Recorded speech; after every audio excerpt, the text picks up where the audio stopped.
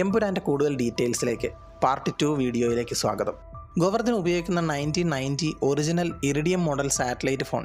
സിനിമയിൽ പറയുന്നത് പോലെ സർവിലിയൻസ് സ്കാനിൽ ഈ മോഡൽ ഫോൺ പെടില്ല എന്നുള്ളത് പൂർണ്ണമായും ശരിയല്ല. പെട്ടെന്നൊന്ന് പറയാം, 1990 മോഡൽ ഇറിഡിയം സാറ്റലൈറ്റ് ഫോൺ ഉപയോഗിക്കുന്നത് വളരെ സ്പെസിഫിക് ആയ എൽ ബാൻഡ് ഫ്രീക്വൻസിയാണ്. അതുകൊണ്ട് തന്നെ സർവിലിയൻസ് സ്കാനിൽ ഈ ഒരു ഫ്രീക്വൻസി ട്രാൻസ്മിഷൻ ഡിറ്റക്റ്റ് ചെയ്യുവാനും അതിൻ്റെ പാറ്റേൺ മനസ്സിലാക്കുവാനും കഴിയും. ഇപ്പോൾ ഭൂമിക്ക് ചുറ്റും 66 ലോ എർത്ത് ഓർബിറ്റ് ഇറിഡിയം സാറ്റലൈറ്റുകൾ കറങ്ങി നടക്കുന്നുണ്ട്. അതുകൊണ്ട് തന്നെ ഈ ഫോൺ ഇപ്പോഴും വർക്ക് ചെയ്യും. ഇറിഡിയം സാറ്റലൈറ്റുകളിലേക്കുള്ള സിഗ്നൽ പാറ്റേൺസ് മറ്റൊരു സാറ്റലൈറ്റിലേക്കും കാണില്ല. സോ സർവിലിയൻസ് സ്കാനിൽ ഏത് സാറ്റലൈറ്റ് സിസ്റ്റം ഉപയോഗിച്ചുള്ള ഫോൺ കോൾ ആണെന്ന് കണ്ടെത്താൻ കഴിയും. ശേഷം അഡ്വാൻസ്ഡ് ട്രാക്കിംഗ് സിസ്റ്റം ഉപയോഗിച്ച് ഇതിൽ എത്രാമത്തെ സാറ്റലൈറ്റിലേക്കാണ് കണക്ട് ചെയ്തിരിക്കുന്നതെന്നും തുടർന്ന് ട്രയാങ്കുലേഷൻ എന്ന മെത്തേഡ് ഉപയോഗിച്ച് ലൊക്കേറ്റ് ചെയ്യുവാനും കഴിയും. എന്നാലും എൻ്റെ സംശയം അതല്ല, ഗോവർദ്ധൻ കാർത്തികിനെ വിളിച്ചിട്ട് വളരെ കോൺഫിഡൻഷ്യലായി ഒന്നും പറയുന്നില്ല. പിന്നെ എന്തിനാണ് ഈ ബിൽഡപ്പ്? സാറ്റലൈറ്റ് ഫോൺ വർക്ക് ചെയ്യണമെങ്കിൽ ഓപ്പൺ സ്പേസ് ആയിരിക്കണം എന്നുള്ളത് ഫോൺ വാങ്ങുമ്പോൾ കിട്ടുന്ന മാനുവലിൽ കൃത്യമായി പറഞ്ഞിട്ടുണ്ടാവും. സ്വന്തം മുറിയിൽ വെച്ചൊക്കെ ഉപയോഗിക്കണമെങ്കിൽ സാറ്റലൈറ്റ് റിപ്പീറ്ററൊക്കെ വീടിന് മുകളിൽ വേണം. എന്തേലും ആവട്ടെ, ഗോവർദ്ധൻ്റെ കയ്യിലെ സാറ്റലൈറ്റ് ഫോണിൽ മോട്ടറോള എന്ന് കൊടുത്തിരിക്കുന്നത് കാണാം. മോട്ടറോള കമ്പനിയുടെ ഒരു കൺസെപ്റ്റ് പ്രോജക്റ്റ് ആയിരുന്നു ഈ ഇറിഡിയം സാറ്റലൈറ്റ് ഫോൺസ്. ശേഷം 1998 മോട്ടറോള ബാക്കപ്പ് ചെയ്യുന്ന ഒരു ഇൻഡിപെൻഡൻറ്റ് കമ്പനിയായി ഇറിഡിയം മാറി. ഇപ്പോഴും ഈ കമ്പനി ഇറിഡിയം നെക്സ്റ്റ് എന്ന പേരിൽ നിലവിലുണ്ട്. ഇതാണ് നേരത്തെ പറഞ്ഞത്, ചൈനീസ് സ്പൈസ് സാറ്റലൈറ്റിനെ കാണിച്ചപ്പോൾ ഉണ്ടായിരുന്ന സയൻറ്റിഫിക് അക്യുറസി തൊട്ടടുത്ത സീനിൽ തീരെയില്ല. അതുകൊണ്ടാണ് ആ സാറ്റലൈറ്റ് വിഷ്വൽസ് ഏതെങ്കിലും വെബ്സൈറ്റിൽ നിന്ന് സ്റ്റോക്ക് വീഡിയോ വാങ്ങിയതാണോ എന്ന സംശയം മുൻപത്തെ വീഡിയോയിൽ പറഞ്ഞത്. പ്രിയ പ്രസംഗിക്കുന്ന ഡെറ്റ് ഇവൻറ്റ്, ബാക്ക്ഗ്രൗണ്ടിൽ കാണിച്ചിരിക്കുന്ന ഡെറ്റ് വൈ എന്നത് പ്രശസ്തമായ ടെഡ്എക്സിൻ്റെ വകഭേദമായി കണ്ടാൽ മതിയാവും. ടെഡ്എക്സിൻ്റെയും ഡെറ്റ് വൈയുടെയും ഡിസൈൻ പോലും സിമിലറാണ്. ടെക്നോളജി എൻ്റർടൈൻമെൻറ്റ് ഡിസൈൻ എന്നാണ് ടെഡിൻ്റെ പൂർണ്ണരൂപം. കൂടാതെ എക്സ് ഉദ്ദേശിക്കുന്നത് ഇൻഡിപെൻഡൻ്റ്ലി ഓർഗനൈസ് ഇവൻറ്റ് എന്നുമാണ്. സിനിമയിൽ ടെഡിന് പകരം ഡെറ്റ്, എക്സിന് പകരം വൈ. എഡിറ്റിങ്ങിലെ ഒരു കിടിലൻ അക്യുറസി ഈ ഒരു സീനിൽ കാണാം. പ്രിയദർശിനിയുടെ കാർ സിഗ്നലിൽ കിടക്കുമ്പോൾ സിഗ്നൽ ടൈമർ കാണിക്കുന്നത് 90 സെക്കൻഡാണ്. തുടർന്ന് കൃത്യം 90 സെക്കൻഡ് മാത്രമാണ്. അതായത് സിനിമയുടെ ടൈം ലൈനിൽ 34 മിനിറ്റ് 22 സെക്കൻഡ് മുതൽ 35 മിനിറ്റ് 52 സെക്കൻഡ് വരെയാണ് സജനചന്ദ്രൻ്റെ പ്രസംഗവും സിനിമയിൽ കാണിക്കുന്നത്. ഈ ഒരു സീനിൽ പ്രിയദർശിനി നിൽക്കുന്നതിൻ്റെ അടുത്തായി പറന്നുയരുന്ന പരുന്തിൻ്റെ പ്രതിമയും ജതിൻ്റെ അടുത്തായി കുതിക്കാൻ തയ്യാറെടുക്കുന്ന കടുവയുടെ പ്രതിമയും കാണാം. ഇതിനൊക്കെ ഒരുപാട് അർത്ഥം കൊടുക്കാൻ കഴിയുമെങ്കിലും ഈ ഒരു രംഗത്തിൽ രണ്ട് ജീവികളും പരസ്പരം ആക്രമിക്കാൻ തയ്യാറെടുക്കുന്നത് പോലെയാണ് നിൽക്കുന്നത്. പിന്നീട് നടക്കുന്നതും അതുതന്നെയാണ്. അവസാനം പ്രിയ എന്ന പരുന്ത് പറന്നുയർന്നതും ജതിൻ എന്ന കടുവ തകർന്നു വീഴുന്നതുമാണ് സിനിമയുടെ അവസാനം. വെളുപ്പിനും കറുപ്പിനും പൊതുവെ സൊസൈറ്റിയിൽ കൊടുത്തിട്ടുള്ള അർത്ഥങ്ങൾ വെച്ച് നോക്കുമ്പോൾ ഇവിടെ അവരുടെ വേഷങ്ങൾ പോലും അവരുടെ പ്രവൃത്തികൾക്ക് വിപരീതമാണ്. വെളുത്ത വസ്ത്രം ധരിച്ചയാൾ അനീതി പറയുന്നു, കറുപ്പ് ധരിച്ചയാൾ നീതി പറയുന്നു. ഗോവർദ്ധൻ്റെ ഫേസ്ബുക്ക് ലൈവിലെ കമൻസിൽ ഒരെണ്ണം അണ ബിലാൽ എപ്പോൾ തുടങ്ങും എന്നാണ്. ഇതെല്ലാം ഒരേ യൂണിവേഴ്സിലാണെന്ന് ഇപ്പോൾ ഉറപ്പായി. തൊട്ട് താഴെ 2 അക്കൗണ്ടിന് ഒരേ DPയും കൊടുത്ത് പണി എളുപ്പമാക്കിയിട്ടുണ്ട് ടെക്നിക്കൽ ടീം. സെനഗലിലെ പോർട്ട് ഓഫ് ഡക്കാർ, റിയൽ വേൾഡിലെ ലാറ്റിൻ അമേരിക്കയിൽ നിന്നും യൂറോപ്പിലേക്ക് കൊക്കൈൻ കടത്തുന്ന ഇൻ്റർനാഷണൽ ഡ്രഗ് ട്രാഫിക് നെറ്റ്വർക്കിൻ്റെ ഒരു പ്രധാനപ്പെട്ട ഹബ്ബാണ് സെനഗലിലെ ഡക്കാർ എന്ന തുറമുഖം.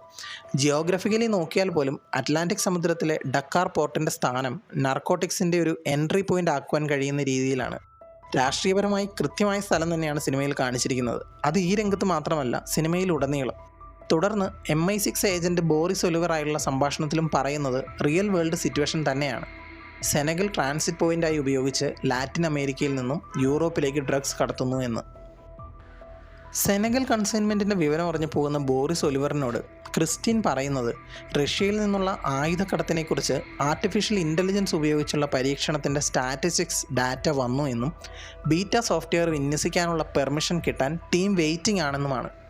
റിയൽ വേൾഡിലെ പൊളിറ്റിക്കൽ സിറ്റുവേഷൻസ് നോക്കിയാൽ ഈ പറഞ്ഞ ഡയലോഗ് എല്ലാം തന്നെ ശരിയാണെന്നും ഇന്ന് നടക്കുന്നതാണെന്നും മനസ്സിലാവും. ലോകത്തെ ഏറ്റവും വലിയ ആയുധ കയറ്റുമതി രാഷ്ട്രങ്ങളിൽ ഒന്നായ റഷ്യയിൽ നിന്നും ആഫ്രിക്കയിലേക്കും ബ്ലാക്ക് മാർക്കറ്റുകളിലേക്കും നടക്കുന്ന ആയുധ കച്ചവടങ്ങൾ തകർക്കുന്നതിനായി വെസ്റ്റേൺ കൺട്രീസ് AI സഹായത്തോടെ ഗ്ലോബൽ ആംസ് ട്രേഡിനെ ട്രാക്ക് ചെയ്തിട്ടുണ്ട്.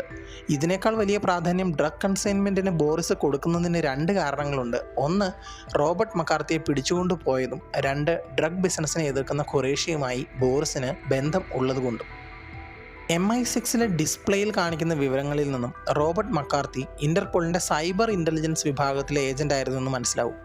ലൂസിഫറിൻ്റെ തുടക്കത്തിൽ റോബർട്ടിനെ കാണിക്കുന്നത് അയാൾ ഒരുപാട് ഡിജിറ്റൽ ഡോക്യുമെൻറ്റ്സ് പരിശോധിക്കുന്നതായിട്ടാണ്. മാത്രമല്ല സൈബർ ഇൻ്റലിജൻസിലെ ആളായതുകൊണ്ടാണ് തുർക്കിയിൽ നിന്ന് ലഭിച്ച CCTV വിഷ്വലിൽ നിന്നും ഖുറേഷി അബ്രാമിനെ വളരെ പെട്ടെന്ന് തിരിച്ചറിയുന്നത്. സെർജി ലിയോനോവിനെ പിടികൂടുന്ന സീനിൽ സെർഗിയുടെ മുഖത്ത് വണ്ടിയിലെ ഗ്ലാസ് പൊട്ടിത്തെറിച്ചുണ്ടായ മുറിവുകൾ കാണാം. എന്നാൽ ആ വണ്ടിയുടെ മുൻപിലത്തെ ഗ്ലാസ് മാത്രമാണ് പൊട്ടിയതായി കാണിക്കുന്നത്. അത്രയും വെടിവെപ്പ് നടന്നിട്ടും ആ വണ്ടിയുടെ വിൻഡോ ഗ്ലാസ് ഒന്നുപോലും പൊട്ടിയിട്ടില്ല എന്നതൊരു അത്ഭുതമാണ്. കബൂഗയുടെ ഇൻട്രോ സീനിൽ ഫ്രാൻസിലെ ആൻഡീബ്സ് കടലിലെ ഒരു യാറ്റാണ് കാണിക്കുന്നത്. ആ യാറ്റ് ആക്ച്വലി ഫ്രാൻസിൻ്റേതാണെന്ന് കാണിക്കാൻ ഒരു ഫ്രഞ്ച് ഫ്ലാഗ് അതിന് മുകളിൽ സെറ്റ് ചെയ്ത് വെച്ചിട്ടുണ്ട്. മിഷേൽ മെനുവിനുമായുള്ള മീറ്റിംഗ് നടക്കുന്ന സ്ഥലം MI6 ഓഫീസായി ബന്ധപ്പെട്ട ഒരിടമായിട്ടാണ് കാണിച്ചിരിക്കുന്നത്. പക്ഷേ അവിടെയുള്ള പാറ്റേൺസ് ശ്രദ്ധിക്കുക. ഒക്ടഗണൽ സ്റ്റാർ ഡിസൈൻസ് സമത്വത്തെയും ദിശയെയും ഒപ്പം പ്രപഞ്ചത്തെയും സൂചിപ്പിക്കുന്ന ഇസോട്ടറിക് ട്രഡീഷൻ അഥവാ ഗൂഢമായ പരമ്പരാഗത രീതികളെ സൂചിപ്പിക്കുന്നതാണ്. ഫ്രീ മേസണറി എന്ന 16-17 നൂറ്റാണ്ടിലെ സ്റ്റോൺ മേസൺസ് അഥവാ കൽപ്പണിക്കാരിൽ തുടങ്ങിയ ഒരു ഫ്രട്ടേണൽ ഓർഗനൈസേഷൻ്റെ പ്രതീകങ്ങളിൽ ജിയോമെട്രിക് പ്രസിഷൻ സൂചിപ്പിക്കുന്നത് വളരെ ഓർഡേഡായ ദൈവികമുള്ള ആർക്കിടെക്റ്റിനെയാണ്. ഈ ഫ്രീ മേസൺസ് ഇന്നും ലോകത്ത് നിലനിൽക്കുന്നു എന്നും അവർക്ക് ലോകത്തെ പവർഫുള്ളായ രാജാക്കന്മാരിൽ തുടങ്ങി ഇന്നത്തെ രാഷ്ട്രീയ ശക്തികളായിട്ട് വരെ ബന്ധമുണ്ടെന്നും വളരെ ഇൻഫ്ലുവൻഷ്യൽ ആണെന്നും കരുതപ്പെടുന്നു. ഈ ഒരു ഫ്രെയിമിലെ ബാക്ക്ഗ്രൗണ്ടിലെ ചിത്രങ്ങൾ അതെല്ലാം ഫ്രീ മേസണറിയായി ബന്ധപ്പെട്ടതാണ്. 1890കളിൽ കണ്ടുവന്ന ആർട്ട് നോവി മൂവ്മെൻറ്റിൻ്റെ ഭാഗമായി വരയ്ക്കപ്പെട്ടിട്ടുള്ള ഗ്ലാസ് പെയിൻറ്റിങ്സ് ആണിത്. ആദ്യത്തെ ചിത്രം GAOTU with the compass in hand. GAOTU എന്നാൽ greatest architect of the universe എന്നാണ്.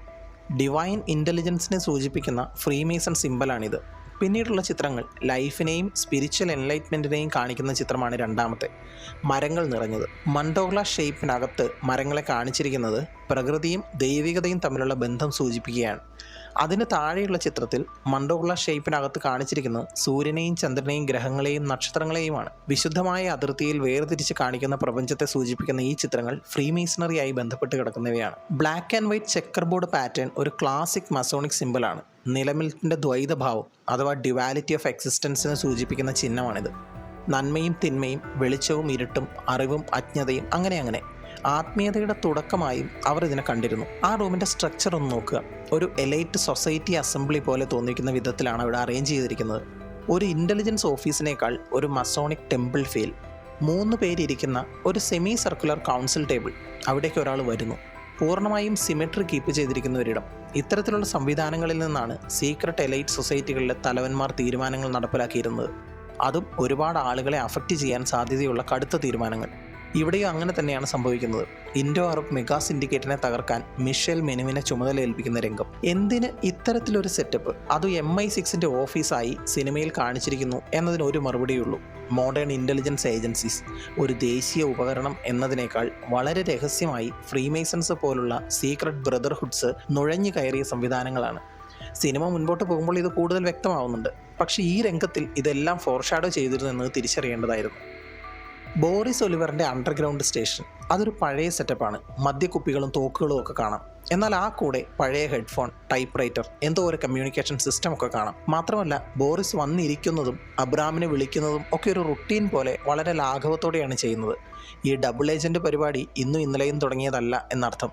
മാത്രമല്ല പ്രായമായ ആൾ കഴിഞ്ഞ കാലങ്ങളിലൊക്കെ തന്നെ KAയെ സഹായിച്ചിട്ടുണ്ടെങ്കിൽ KAയുടെ ഹിസ്റ്ററിയിൽ വലിയൊരു പങ്ക് ബോറിസ് ഒലിവറിനുണ്ട്. 3-ാം ഭാഗത്തിൽ വീണ്ടും ബോറിസ് ഒലിവറിനെ കാണാനുള്ള സാധ്യതയുമുണ്ട്. ഈ ഒരു പോയിന്റ് പറഞ്ഞ് ഈ വീഡിയോ ഇവിടെ നിർത്തുകയാണ്. അടുത്ത ഭാഗങ്ങളിൽ കൂടുതൽ ഞെട്ടിക്കുന്ന വിവരങ്ങളായി വരാം. Thanks for watching. Bye bye guys.